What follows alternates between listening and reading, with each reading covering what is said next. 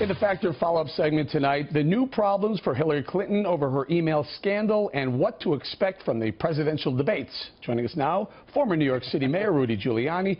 First, Mr. Mayor, thank you for joining us. First, as a former federal prosecutor, what's your reaction to this new round of emails that we found that through FOIA with tying Hillary Clinton to the Clinton Foundation to the State Department? I say they prove to me quite clearly that the State Department became basically a funding operation for the Clinton Foundation. I mean, the Clinton Foundation was raising the money, and then they were getting special access to the State Department in exchange for the money. Special access meaning getting to see the American ambassador to Lebanon. That cost $1 to $5 million. Getting to get special benefits for UBS, that cost something like $2 million. You can go on and on and on. Basically, here's the way I look at it. The Clinton Foundation is a fraud. 10% goes to charity, 90% goes to who knows what. I would, if I were a federal prosecutor, investigate it as a racketeering enterprise. Rand Paul, Senator Rand Paul was just on. He said she should be indicted, and he also went further and said she probably should be in prison. Well, she certainly should, I believe, have been indicted. I never predict putting people in prison, but my record was about 95%, I think.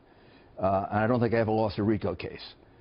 And I'm the first one to actually use RICO, first against the mafia, then against white-collar criminals. This is RICO? Yeah. This is classic RICO, yeah? This is a classic RICO enterprise. You know what this is? This is the big league version of what the Clintons did in Arkansas, where they used a Rose law firm.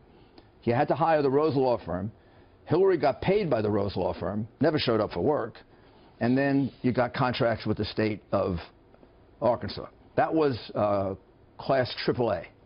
This is now major league pay to play. Fraud. This is quid pro quo. Yeah, if de Blasio has a pay-to-play system in New York, that's minor league compared to the pay-to-play system. So basically, Hillary Clinton turned the State Department from a State Department into a pay-to-play operation for the Clintons. I come from the business world. You know what this is akin to? This is akin to insider trading. Well, if you have access to information, or you can buy information that the public can't get, that's an insider trading scheme. This is the same thing, is it not? Well, this is, first of all, it's a clear violation of the federal law against conflict of interest, which carries 2 years in prison for every count. And I believe it's a racketeering enterprise. I believe the core crime here is bribery. And is Bill Clinton on the hook for this too? Why do you think she got rid of 35,000? He's a player in it, right? I mean, he wasn't at the State Department at the time, but he was the carrot that they were dangling. Yeah, she told us she got rid of the 35,000 emails because they were about yoga. Well, the 35,000 emails were not about yoga.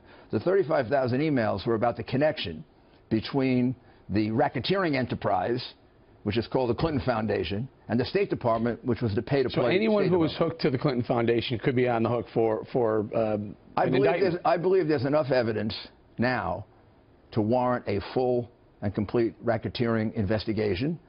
I believe that the destruction of the emails could be argued as evidence of guilt. That is a typical argument you make in court, by the way, when you prove intent. And I believe this crime is even more substantial than the email crimes they let her off the hook for, which they never should have let her off the hook for. So Hillary Clinton, Bill Clinton, Huma Abedin, Susan Mills. You got it. The other operatives that were the whole group. The whole group. And how does Huma Abedin get to work for the State Department and also for Teneo, a private corporation? I never heard of that. Yeah, there was someone signed off on that. Someone did sign off on that, but maybe they should be looking into those records as well. Well, the Justice Department has been turned into a political operation for the Obama administration. So we got a pay-to-play State Department, and we have a political operation in the Justice Department, which, to me, as a 15-year member of the Justice Department, to me, it's heartbreaking. Heartbreaking. All right, Mr. Mayor, before we run out of time, the debate negotiations. Yes. You're on the committee that's going to talk on the Trump side that says, here's what we want. Mr. Trump will participate in all the debates? Mr. Trump is anxious to participate in the debates.